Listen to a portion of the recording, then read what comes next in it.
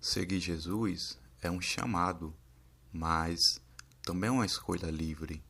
Ele te dá o livre-arbítrio de segui-lo ou não. Você deve segui-lo, não por obrigação. Jesus te convida a te seguir por amor a Ele. No Evangelho de hoje, a gente vai entender um pouco sobre como foi o chamado de Mateus. Por que Jesus veio para os que precisam dele, para os pecadores e não para os justos. Iremos ler um pouco do Evangelho de hoje e entender um pouco mais disso. Naquele tempo, Jesus viu um cobrador de impostos chamado Levi, sentado na coletoria. Jesus lhe disse: "Segue-me." Levi deixou tudo, levantou-se e o seguiu. Depois, Levi preparou em casa um grande banquete para Jesus. Estava aí grande número de cobradores de impostos e outras pessoas sentadas à mesa com eles.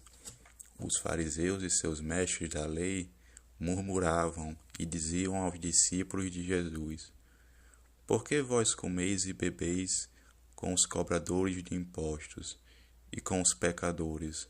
Jesus respondeu: "Os que são sadios não precisam de médico, mas sim os que estão doentes. Eu não vim para chamar os justos, mas sim os pecadores." Mateus, na condição de coletor de impostos, ele estava numa posição de pecado naquela época, naquele período do histórico que Jesus viveu. Mateus, enquanto cobrador de imposto, ele cobrava taxas excessivas. Os cobradores de impostos, eles costumavam cobrar taxas excessivas aos cidadãos do Império Romano. E aí, as pessoas associadas a essas funções normalmente estavam em condição de pecado. A gente deve entender aqui com isso que Mateus, a gente sabe que é um santo da igreja. E a gente deve entender que os santos, na maioria das vezes, eles não nascem já santos. Eles são pessoas pecadoras que aceitam Jesus, que aceitam mudar de vida e configuram sua vida mediante a vida de Cristo. Eles passam a imitá-lo com a própria vida. É importante a gente entender isso, essa realidade. Eles reconhecem sua vida de pecado. Nesse ponto do ministério público de Jesus, ou seja, do período enquanto ele pregava a sua palavra, exercia o seu ministério, nesse período ele já vai meio que, entre aspas, perdendo pontos com as autoridades judaicas, com as pessoas que viviam a partir da lei judaica pré-estabelecida naquele tempo. E ele vai aumentando o sucesso do seu reino entre aqueles que realmente precisam ouvir, que são os pecadores, que são aqueles que precisam de conversão.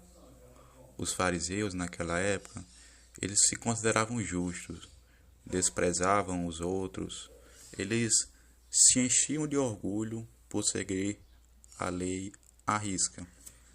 Parecia um escândalo ver Jesus compartilhando a mesa com cobradores de impostos, com todo tipo de pecador, como ainda aparece hoje em dia, quando determinadas pessoas sentam à mesa com pecadores, logo começam os julgamentos.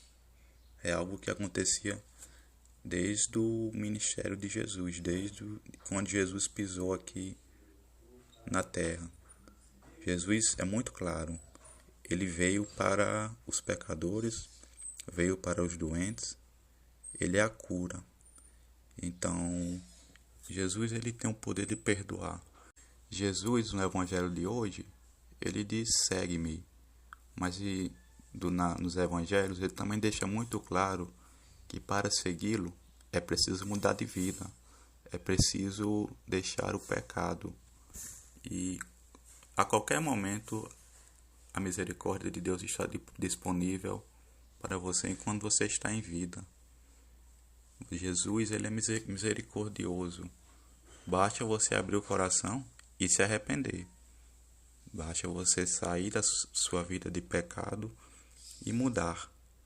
Portanto, que a paz do Senhor esteja convosco e que no dia de hoje a gente possa entender que seguir Jesus é mudar de vida, mas, embora não seja fácil, é o caminho que é livre, sim. Jesus te deixa livre para escolher, mas que é de fato o melhor caminho a se seguir.